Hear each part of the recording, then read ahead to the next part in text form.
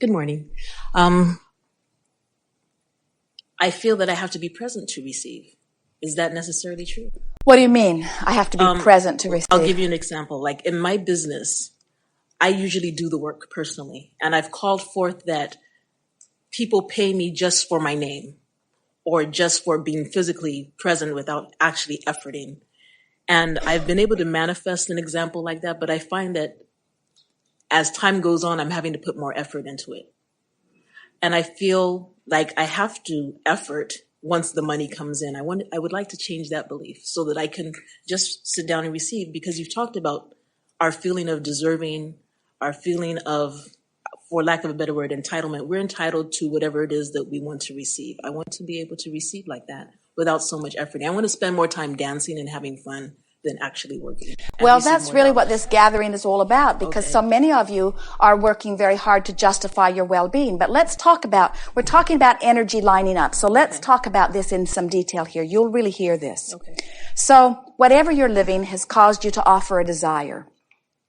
And let's say that, as you said, your desire is to have dollars flowing to you at a very comfortable, dramatic, steady pace. But mixed in with this desire is you're wanting greater ease in your life. You're wanting more playtime in your life. You're wanting to attract other people in your business that can assist you, quality people. You're wanting to be known for your company as well as for your action. You're wanting to be known for your insight and for your methodology and for your processes and for your ability to attract others to assist you. In other words, we've described it pretty well here. Exactly. And so you have this desire going, but you also have a set of beliefs. Now, the way you feel in any moment is always about the distance between what you believe and what you desire.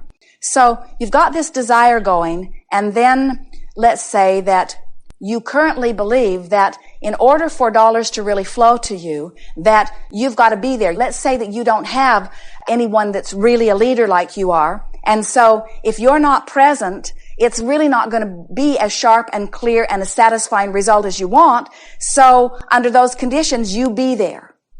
Well, your being there is part of the alignment process under these conditions. In other words, you have this desire, you have these set of beliefs, and by taking this action, you are actually offering less resistance than if you stayed home. And you can tell by the way you feel that you're going and participating is a better choice, because in doing that, you feel ease. In other words, so you know you're lined up. Mm-hmm. So for now, it's the best you can do. But then as you go, once again, in your action process, you reaffirm, I really don't want to be here this much. Universe, I want others to assist me. So the universe yields to you someone, and it's really someone who is very, very good. And people are responding to this person in a very powerful way.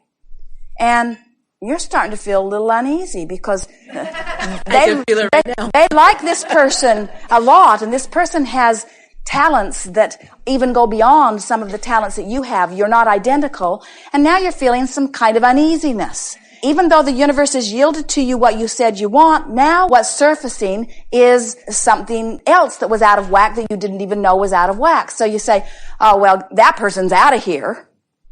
And then you feel a little better relative to one issue, and now you're working too hard relative to the other issue, and you say, hey, wait a minute, I'm not in alignment. So you say, well, bring that person back, so that person comes back, and then you work on appreciating their talents, appreciating your talents. You come to recognize that together you make a better whole. You get a sense of what we're talking about. Yeah. It's a constant process of bringing yourself into alignment. It's like, let's take the subject of food. So I want to be slender, and I want to eat that, but I believe that eating that will make me fat. Well, there's no way you can reconcile that. You can't hold this desire and these beliefs and that action and feel good at the same time. So you don't eat it and you feel deprived, you're still in a place of resistance. You do eat it, you feel guilty, you're still in a place of resistance. In other words, it isn't about what you do, it's about what you do with your mind that brings you into alignment, you see. And that's why we're taking a very new tack. In other words, these words are very, very new about letting the slender in, letting the well-being in, rather than trying to bag up the darkness and drag it away. It's about finding the thought that feels good when I think it. And a lot of people say as you do, well, I'm not wanting to work this hard, but I can't stop working this hard because this is the way that the dollars flow and this is what I brought my lifestyle to. So you feel sort of trapped by your own desire. As you say, now let's apply this to real life. Give us something real.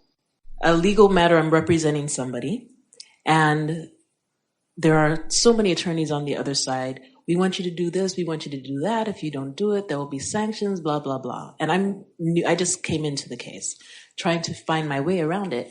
And what I was told in coming in was that I would be paid for my appearances and to use my name. Now, I know mixed in my vibration is, yes, I want to be paid that way. But part of my vibration is also, but if my name is on here, I have to actually do some work. So I know that I'm manifesting all these headaches. I need to close the gap between what I really want and, of course, where I'm resonating. Can you feel the relief of letting go of the rope? Can you let that be a personal experience for a moment and feel what it would feel like to let go of the rope without factoring in what anybody else thinks about it? You see, that's the key. You've got to be able to do that without trying too hard to factor in what anybody else thinks about it.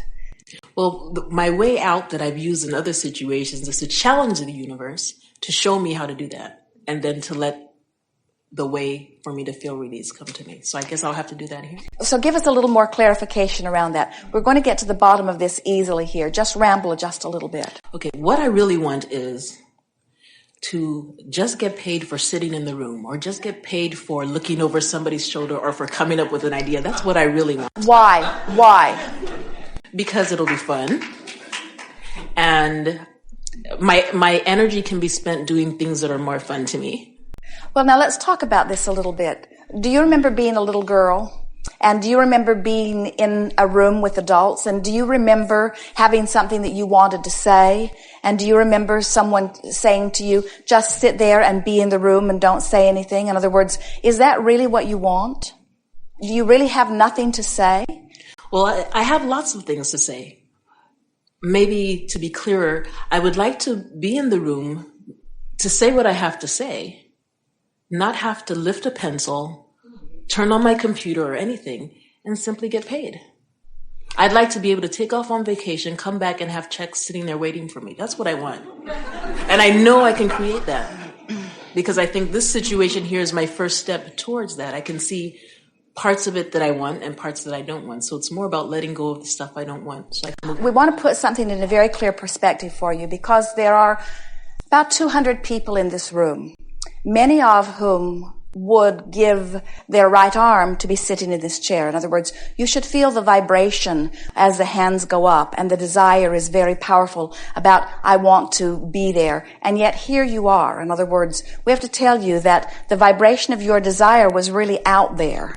And so here you had an opportunity to just sit in the room, keep your mouth shut, and yet here you are talking to us. In other words, you're interested in dialoguing, you're interested in understanding, you are interested in creating, you're interested in projecting thought, you are interested in being heard, you are interested in being known, you are interested in contributing, you are interested in co-creating. You get a sense? Absolutely. And so as we hear your words, we do not think that the words that you are speaking match up exactly with the vibration that we feel from you. We think that you are a creator. In other words, we think that the reason that you went into this profession to begin with is because you had strong desire. Can you remember what any of them were? In other words, why did you choose this profession? Did you say, I just want to find something where I can be paid well and hardly do anything? Or did you have other reasons? Well, I'm told that at the age of 4, I decided that I would be an attorney because I was tired of other people making the rules. Because I wanted to be heard, I guess. And yet you just said to us, I don't want to be heard. I don't have anything to say. I don't even want to lift a pencil. I just want them to pay me for my presence. And what we want to help discover here is, how do you really feel about this? In other words, do you want to be a representer? Are there things that you want to promote? We can feel very strong current of desire within you. We felt it. It's why you're sitting here in this chair under these conditions. We can feel that You were born with very powerful intentions, and we can feel that, as you said, at a very early age, you sort of hooked into that desire, and the universe has been yielding to you in a powerful way for a very long time.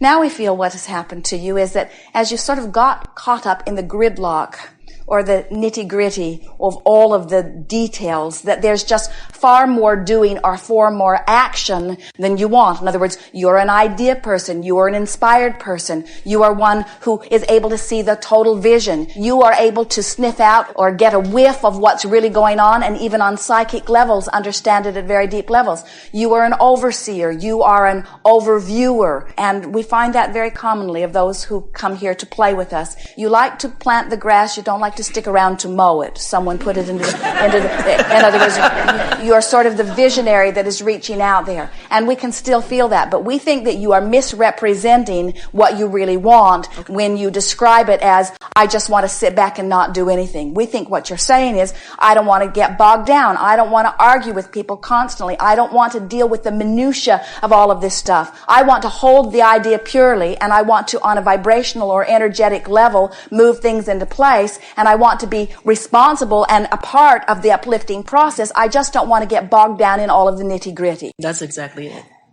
If we were standing in your physical shoes, we would begin saying things like, the right people are coming to me, and the system is what it is, and I'm not single-handedly going to change it. But as I get more into vibrational sync with who I really am, the cases that are in sync with me will come. The cases that really have the meat in them that I would enjoy pursuing will come. The people that will assist me in dealing with the details of all of this will come. In other words, I'll catch my rhythm. Everything will be good. And in the meantime, what is the most interesting thing that I'm about right now? Or even when you are involved in this case, what's the most interesting thing about that now? In other words, keep seeing yourself as the high-minded overviewer. All of the masters of your society, no matter what their profession, we are vividly aware of every one of them. And we know that even in your specific desires, that you are multi-dimensional, you are multi-purposed. In other words, there is pleasure to be had from every detail of your experience. Esther loves most of all standing in this place and allowing Abraham to flow through her. It is the most energizing, delicious thing that she does.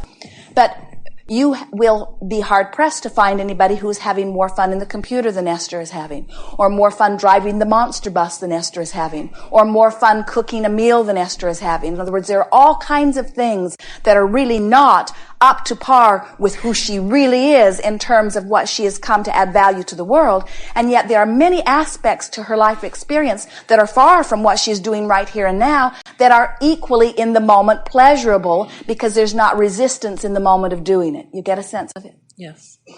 So we think sort of what's scrambled in there is some confusion about who you really are. We're not sure that you are sure who you really are. And at moments you catch glimpses of it, and at other moments you know that you're far from it. And we think that what you're fretting about mostly is that mode of not being locked onto who you are, not the details of what you're doing when you feel that way. Because the action is not what it's about. You can be locked on or locked off no matter what you are involved in the moment. And we think that what you're reaching for is for more locked-on moments, but you are associating them with action. Okay. And it isn't about action. It's about you making the choice as you are moving along. Okay. Yes. You'll hear much more as we are moving forward. Thank you. Indeed. Yes, indeed.